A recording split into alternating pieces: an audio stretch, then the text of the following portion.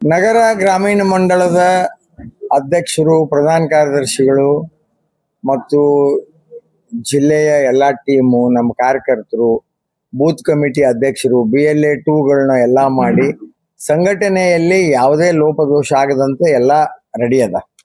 ಎಲ್ಲ ಸಿದ್ಧತೆಯನ್ನು ನಮ್ಮ ಅಧ್ಯಕ್ಷ ಗ್ರಾಮೀಣ ಮತ್ತು ನಗರ ಮಂಡಳದ ಅಧ್ಯಕ್ಷರು ಮಾಡ್ಯಾರ ಈಗಾಗಲೇ.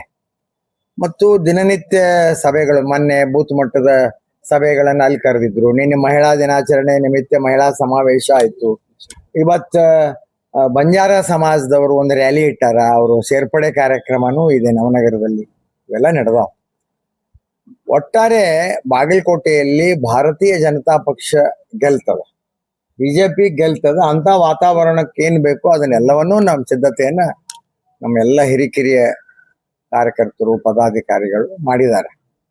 ಅಭ್ಯರ್ಥಿಗಳನ್ನ ಯಾರು ಮಾಡ್ತಾರ ಘೋಷಣೆ ಆದ್ಮೇಲೆ ಅದು ಸಹಜವಾಗಿ ಇನ್ನು ಮುಂದಿನ ಪ್ರಕ್ರಿಯೆ ಪ್ರಾರಂಭ ಆಗ್ತದೆ. ನಾಮಿನೇಷನ್ ಕೊಡೋದು, ಸ್ಕ್ರೂಟ್ನಿ, ವಿಡ್ರಾಲು, ಪ್ರಚಾರ, ಮತ್ತಿಲ್ಲಿ ಯಾರ್ಯಾರು ಕೇಂದ್ರದಿಂದ ರಾಜ್ಯದಿಂದ ಯಾರಿಗೆ ಜವಾಬ್ದಾರಿ ಕೊಡ್ತಾರೆ ಅದೆಲ್ಲ ಮುಂದಿನ ದಿನಮಾನದಲ್ಲಿ ನಡೀತದೆ. ಅದಕ್ಕೆ ಯಾವುದೇ ರೀತಿಯ ತೊಂದರೆ ಏನಿಲ್ಲ. ಸಂಘಟನೆ ಇಲ್ಲಿ ತುಂಬಾ ಮಜಬೂತ್ ಅದ. ಬಾಗಲಕೋಟೆ ವಿಧಾನಸಭಾ ಕ್ಷೇತ್ರದಲ್ಲಿ ಸಂಘಟನೆ ಮತ್ತು ಜಿಲ್ಲೆಯಲ್ಲಿ ಸಂಘಟನೆಗೆ ಯಾವುದೇ ಕೊರತೆ ಇಲ್ಲ.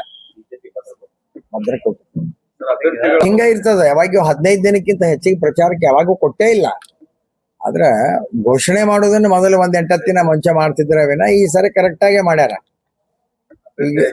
ಹಬ್ಬ ನಾಳೆ ಇನ್ನು ಟೈಮ್ ಅದಲ್ಲ. 23ನೇ ತಾರೀಕು ಲಾಸ್ಟ್ ಡೇಟ್ ಅದ ನಿಮ್ ನಾಮಿನೇಷನ್ಗೆ. ನಿನ್ನೆ ಅವ್ರು ಪ್ರೆಸ್ ಮೀಟ್ ಮಾಡ್ಯಾರ, ಯಾರು ಚುನಾವಣಾ ಕಮಿಷನ್ ಅವರು. ಇವತ್ತ ನಾಳೆ ಅಭ್ಯರ್ಥಿಗಳ ಘೋಷಣೆ ಆಗ್ಬಹುದು. ಇಲ್ಲಿ ಸಾಲು ಅವರು ಸಚಿವರು ಬಂದ್ರೆ ಸಾಲು ಹಿಂದಿನ ಸಚಿವರು ಇಲ್ಲಿ ಬರ್ತಾರ. ಇದು ಕಾರ್ಯಕರ್ತರಿಂದ ಕೂಡಿದಂತ ಪಕ್ಷ, ಕಾರ್ಯಕರ್ತರ ಬಂಡವಾಳ ಇದಕ್ಕ. ಅವರು ಸಾಲು ಸಚಿವರು ಒಳಗೆ ಹೋಗಿ ಓಟ್ ಹಾಕಂಗಿಲ್ಲ. ಡಬ್ಯಾಗ ಓಟ್ ಹಾಕೋರು ಮತದಾರರು ಅಲ್ವಾ. 24 ಅಲ್ಲ 48 ತಾಸು ಮೊದಲೇ ಇವ್ರನ್ನೆಲ್ಲರನ್ನು ಜಾಗ ಖಾಲಿ ಮಾಡಿಸ್ತಾರ. ಯಾರು? ಚುನಾವಣಾ ಕಮಿಷನ್ ಅವರು. ಓಟ್ ಹಾಕೋರು ಮತದಾರರ, ಪ್ರಚಾರ ಮಾಡೋರು ಕಾರ್ಯಕರ್ತರು. ಗೊಂದಲಗಳಿದ್ರು ಎಲ್ಲ ಗೊಂದಲಗಳನ್ನ ಮೀರಿ ಹೋಗ್ಯವಲ್ಲ ನಾವು. ಗೊಂದಲಗಳನ್ನ ಮೀರಿ ಹೋಗುವಂತದ್ದು ನಮ್ಗೆ ಗೊತ್ತಿಲ್ವಾ? ನಡೀತಾ ಇದೆ. 2028 ಚುನಾವಣೆ ಒಂದು ರೀತಿ ಅದರ ದಿಕ್ಸೂಚಿ ಅಂತಾನೆ ಆಗ್ತಾ ಇದೆ ಆ ರೀತಿ ಅಂತ ಹೇಳಿದಾರೆ. ಈಗ ಮುಂಜಾನೆ 9 ಗಂಟೆಗೆ ವೆಬ್ಸೈಟ್ ಮೀಟಿಂಗ್ ತಗೊಂಡ್ರು ರಾಜ್ಯಾಧ್ಯಕ್ಷರು ಪ್ರಹ್ಲಾದ್ ಜೋಶಿ ಅವರು, ಜಗದೀಶ್ ಶೆಟ್ಟರು, ಬೊಮ್ಮಾಯಿ ಎಲ್ಲರೂ ಜಾಯ್ನ್ ಆಗಿದ್ರು. ಅದನ್ನ ಹೇಳಿದ್ರು ಎಲ್ಲರೂ ಕೂಡ ಮಾಡ್ತಾರೆ.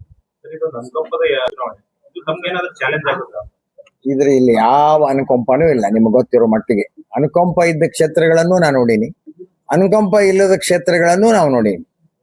ನಿಮಗೆ ಎಲ್ಲಿ ಅನುಕಂಪ ಐತೆ ಅಂದ್ರೆ ನಾನು ನೋಡಕ್ ಬರ್ತೀನಿ, ನೀವು ನಾನು ಕರ್ಕೊಂಡು ಹೋಗ್ರಿ. ಅವರು 4 ದಿನ ಬಂದಿರ್ತೀನಿ ಅಂತ ಹೇಳ್ಯಾರ. ಇದು ಅವ್ರದ್ದು ವಯಸ್ಸಾಗ್ಯದ, ಆದ್ರೂ 4 ದಿನ ಇರ್ಲೇ ಇರ್ತೀನಪ್ಪ ಅಂತ ಹೇಳ್ಯಾರ. ಅವ್ರು ಬರ್ತಾರೆ. ಅವ್ರಿಗೆ ಇನ್ನೂ ಚುನಾವಣೆಗೆ ಹೋಗ್ಬೇಕು ಅನ್ನೋ ಇದು ಇದೆ. ಬರ್ಬೋದು. ವೈಯಕ್ತಿಕ ಸಂಬಂಧಗಳಿಂದ ಅವರು ಹಿಂದಿನ ಹಿಂದೂ ಪರ ಸಂಘಟನೆಯವರು, ಇಲ್ಲೇ ಇದ್ದಂಥವ್ರು, ವೈಯಕ್ತಿಕ ಅವರ ಸಂಬಂಧದ ಮೇಲೆ ಬರಬಹುದು. ನೀನೆ ಅವ್ರ ಮಗನ ಮದುವೆಗೆ ನಾ ಹೋಗಿದ್ದೆ. ಪಕ್ಷದ ಅವ್ರು ತೀರ್ಮಾನ ಮಾಡೋರು, ಅವರು ಅದೇನು ಇನ್ನೂ ಗೊತ್ತಿಲ್ಲ. ಆ ತೀರ್ಮಾನ ಮಾಡೋರ ಮೇಲೆ ಚುನಾವಣೆ ದೃಷ್ಟಿಯಿಂದ ಅವರು ತಮ್ಮ ಇದರಲ್ಲಿ ಬರಬಹುದು. ರಾಷ್ಟ್ರ ನಾಯಕರು ಯಾರು ಬರೋದಿಲ್ಲ. ಪ್ರಹ್ಲಾದ್ ಜೋಶಿ ಅವ್ರು ಇರ್ತಾರೆ, ನಮ್ಮ ಕೇಂದ್ರದ ಮಂತ್ರಿಗಳು ಅವ್ರು ಇರ್ತಾರೆ. ಶೋಭಾ ಕರಂದ್ಲಾಜೆ ಅವರು ಅದಾರ, ಸೋಮಣ್ಣ ಅವರು ಅದಾರ, ಕುಮಾರಸ್ವಾಮಿ ಅವರು ಅದಾರ. 4 ಜನ ಅಲ್ಲಿ ಇಲ್ಲಿ ಕೂಡ ಬರ್ಬೋದು. ದಾವಣಗೆರೆಗೂ ಇಲ್ಲಿನೂ ಬರ್ಬೋದು.